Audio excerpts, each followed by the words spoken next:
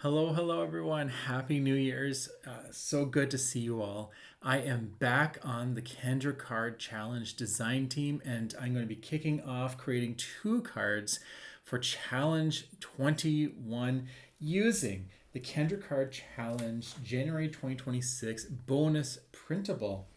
This is the cover letter that just kind of shows you what's in it. If you are a paid Patreon member, so that's the official Patreon, all access Patreon, and VIP, you would get this for free. There is a lot of good things in here.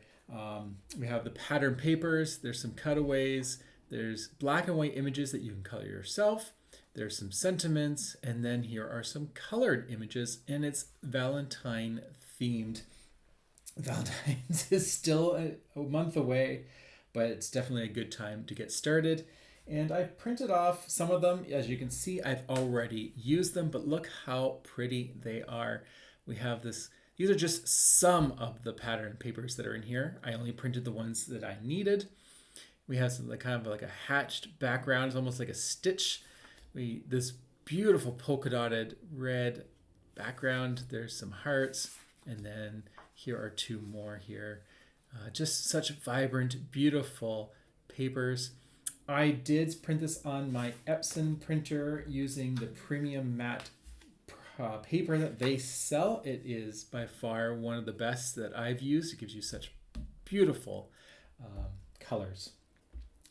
So without talking too much more about the bonus printable, which you can get, like I said, if you are a member, so definitely I'll have that link in the description box below so you can sign up if you would like. Being a Patreon member also helps Kendra keep this challenge going. So she greatly appreciates anyone who is able to help out. So I'm going to start creating two cards with you. We'll be doing sketch 3 and 4. So let's start off with card number 3, or sketch number 3. And I'll put that in the right corner there. So I'm going to be working with two of my favorite pattern papers in this bonus printable. Like I said, this bonus printable is available for Patreon members who have a paid membership, and you can grab that, and it has all a bunch of fun things. And I'm going to use the polka dots and the hatch and add some little strips of white cardstock. I'm going to be following this sketch very closely. But what I'm going to be doing is creating some cards that don't actually have sentiments on it. They're going to be more just a visual. And that's because it is Valentine's themed, but I always have a hard time giving out Valentine cards. But you never have a problem giving out just because or thinking of you and like that. So I can always write a message on the inside of the cards.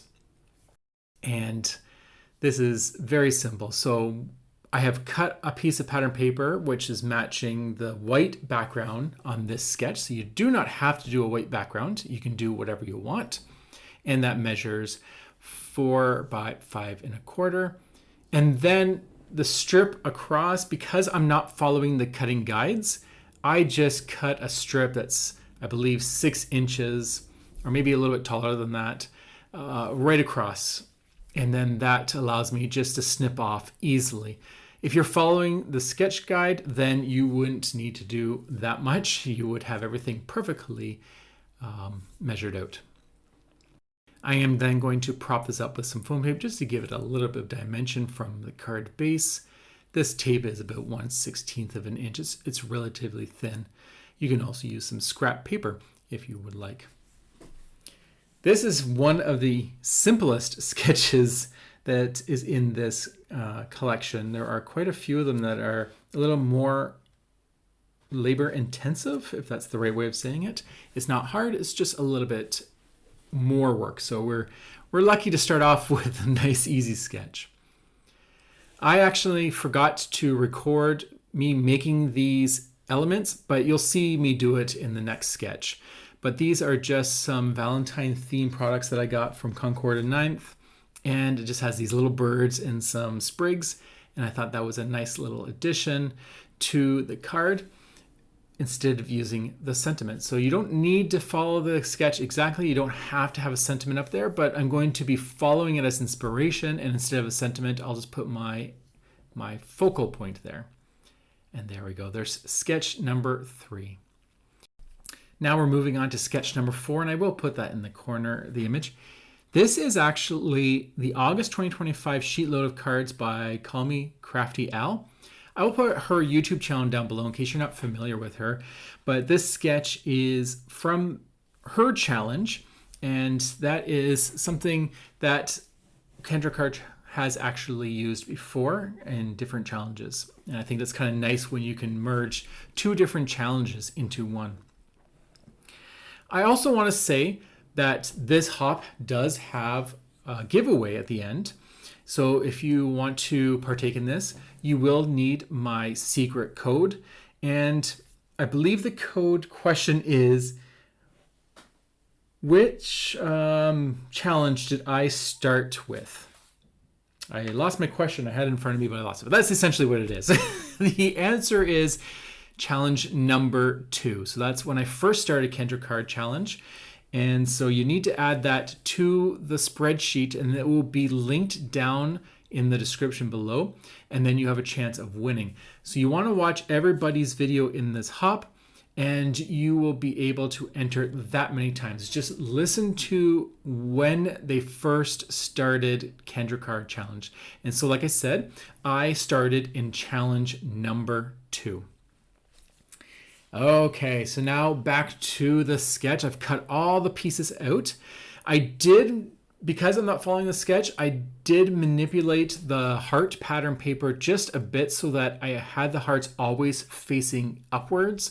If you're following the card sketch, I would probably recommend not using a directional pattern paper for maybe this one. I would say it's the pink sheet, so paper A, just because if you did, your hearts may end up going sideways. If you don't care about your patterns going in different directions, then you don't need to worry about it. You can just ignore what I said. But that's just a tip, that if you always want your patterns to face up, then you may not want to use directional pattern paper, or you just either save it for ones that don't have elaborate sketches, or you just cut an extra piece of paper just for that.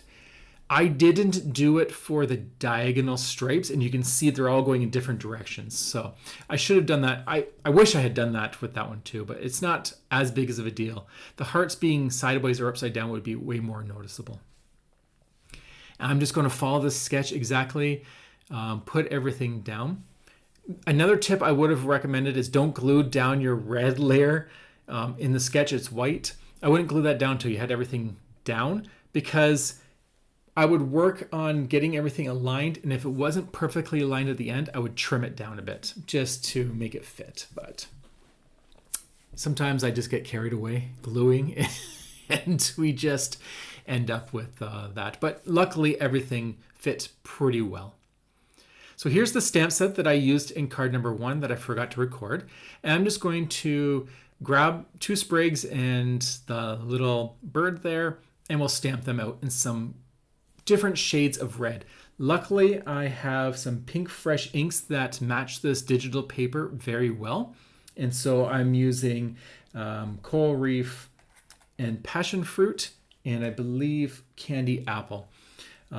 For this card, I believe it's passion fruit and candy apple, and then the previous card was using coral reef for the bird. And we'll just have to do that a couple or a few times to get a nice impression. Okay, so I fussy cut those all out, and you can see them there on the right. And now it's time to work on that circle in the center of the card. It's that vellum piece, it's 3 inches. I put my bird in position because what I'm going to do is heat emboss some hearts in white on the vellum. This will actually not take away of the card, so meaning that it will add a little bit to it without being too noticeable. It will also tie in with the white hearts in the background pattern paper. It will also give me 2 places to add hidden glue to keep that circle glued down, because when it comes to vellum, it's a little more tricky to hide that glue when you want to put something down. So there we go. I just did that 2 times per, and then we'll add some white heat boss and set that to give it a nice little embellishment to the card. I will make sure that my heat gun is warm before I start because I don't want to overheat this vellum. I don't want it to warp too much. So I'm going to make sure it's nice and hot and then quickly just go over that and make that nice and set. As you can see, I'm going very quick on that. I don't want it to warp too much. Easy peasy. Okay, now it's time to finish this card. So to give me some more space to glue, I am cutting out a circle that is just about 3 1/4 inch. And then I have a border of, I believe that's about 1/8 of an inch border. And that will just make it so that I can glue this down even more and give it a nice little border. It's going to tie in as best as I can with that pattern paper. Pink is a tough one. There's quite a few shades of pink in there, and I did not have one that matched that color perfectly, but I feel this is good enough. I am introducing quite a few shades of colors. I guess what I could have done, if I'm thinking about it now, is I could have used my ink pad for the bird, put it on some white cardstock, and then cut it in a circle. It would have used more ink, but at least then they would be tied quite nicely. But you know what? I think that I hit it very lucky with that pink cardstock. It's fairly close, and that's quite lucky. Now what I'm going to do is just add some foam tape to the bird just to give it a little bit of elevation. I just love dimension. I think it really adds to the card, whether you do the whole panel in the background or just a couple of elements. And this is the same foam tape I did in card number 1, adding a tiny bit of glue for wiggle room in case I want to move it around. And then I'll just plop that little bird right there in the center of my sprigs. And that is going to call it for my card number 2.